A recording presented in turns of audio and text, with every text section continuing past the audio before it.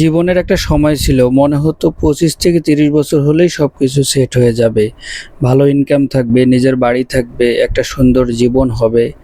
কিন্তু বড় হতে হতে বুঝলাম জীবন আসলে সিনেমার মতো না। এখানে সব কিছু নিজের সময়ে হয়। আজকে এই রাস্তায় যেতে যেতে একটা কথাই বারবার মনে হচ্ছে, আমরা সবাই জীবনে খুব তাড়াহুড়া করি। সব কিছু দ্রুত চাই, দ্রুত সফলতা চাই, দ্রুত অনেক টাকা চাই, দ্রুত নিজের স্বপ্নগুলো পূরণ করতে চাই। কিন্তু প্রকৃতির একটা নিয়ম আছে, যে জিনিসটা যত বেশি মূল্যবান সেটা তৈরি হতেও তত বেশি সময় লাগে। একটা বড় গাছ একদিনে বড় হয় না, একটা সফল ব্যবসা 1 মাসে দাঁড়ায় না, একজন দক্ষ মানুষও একদিনে তৈরি হয় না। কিন্তু আমরা চাই আজ শুরু করব, কাল ফল পেয়ে যাব। ফল না পেলেই হতাশ হয়ে যাই, মনে হয় আমার দ্বারা কিচ্ছুই হবে না। আসলে সমস্যা আমাদের যোগ্যতায় না, সমস্যা আমাদের ধৈর্যে। আরেকটা বিষয় লক্ষ্য করেছেন, আমরা নিজের জীবনটা কম দেখি, অন্যের জীবন নিয়ে বেশি লাড়াচাড়া করি।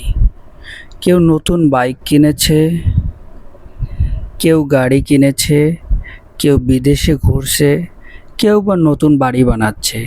এসব দেখে মনে হয় সবাই এগিয়ে যাচ্ছে, শুধু আমি পিছিয়ে যাচ্ছি। কিন্তু সোশ্যাল মিডিয়া কখনো পুরো গল্পটা দেখায় না। কেউ তার কষ্ট দেখায় না, কেউ তার ঋণের কথা বলে না, কেউ রাতের নির্ঘুম সময়গুলো দেখায় না। আমরা শুধু মানুষের জীবনের হাইলাইটগুলো দেখি, আর সেই হাইলাইটের সাথে নিজের পুরো জীবনটাকে আমরা তুলনা করে ফেলি। এটাই আমাদের সবচেয়ে বড় ভুল। টাকা নিয়ে একটা কথা বলি, অনেকে বলে টাকা সুখ কিনতে পারে না। হয়তো পুরো সুখ কিনতে পারে না, কিন্তু টাকা না থাকলে যে কষ্ট হয় সেটা অস্বীকার করারও উপায় নেই।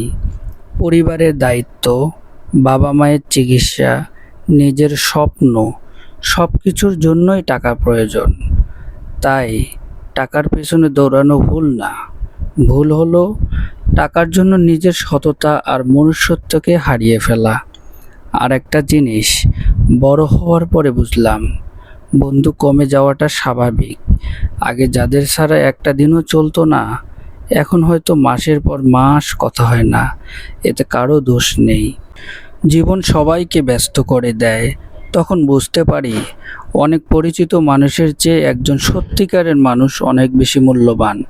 আমি জানি না ভবিষ্যতে আমার জীবনে কি হবে, হয়তো বা সফল হব, হয়তো ব্যর্থও হতে পারি। কিন্তু একটা জিনিস সিদ্ধান্ত নিয়েছি, থামবো না। কারণ চেষ্টা ছেড়ে দিলে গল্পটা সেখানেই শেষ হয়ে যাবে। আর চলতে থাকলে জীবন কখন, কোথায়, কিভাবে বদলে যাবে সেটা কেউ বলতে পারে না। আপনি যদি এতক্ষণ ভিডিওটা দেখেন তাহলে আপনাকে অনেক ধন্যবাদ। হয়তো আমার কথাগুলো আপনার সাথে কোনো না কোনো মিল আছে।